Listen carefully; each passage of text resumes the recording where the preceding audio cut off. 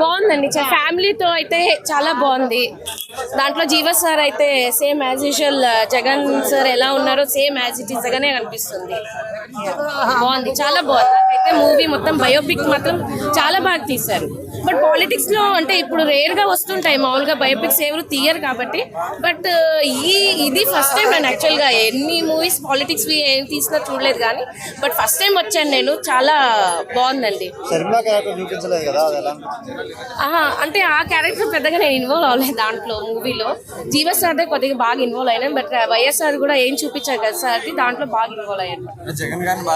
బాగా చూపించారు. ఫ్యామిలీ చూపించారు. బట్ వైఎస్ఆర్ ఏమేమి చేశారు, అక్కడి నుంచి ఈ జగన్ సార్ ఏంటి క్యారీ చేశారు అనేది ఇప్పుడు వరకు బాగా చూపించారు. బాగుంది. అంటే యాత్ర 1 లో వాళ్ళ డాడీ క్యారీ చేశారు, అది యాత్ర 1 లో చేసి యాత్ర 2 లో అయింది వాళ్ళ సన్ క్యారీ చేశారు. That's it. జగన్మోహన్ రెడ్డి మీద నెగిటివ్ ఉన్న వాళ్ళు పాజిటివ్ అవుతారా మూవీ చూసి? నేనైతే పాజిటివ్ అయినా. నెగిటివ్ ఉన్న వాళ్ళు పాజిటివ్ అయిపోతారు. But I don't know that.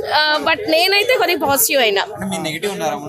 Negative లేదు, బట్ ఇంకా మోర్ ఇంప్రెస్ అయినా. That's it. ఉండేది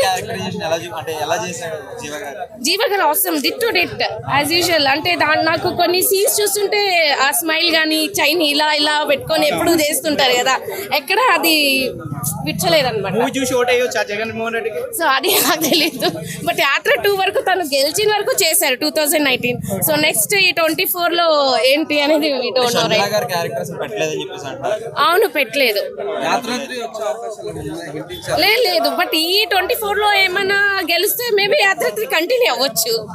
ఈ 2019-24 లో ఏం చేశారు అనేది మేబీ బాగుంది.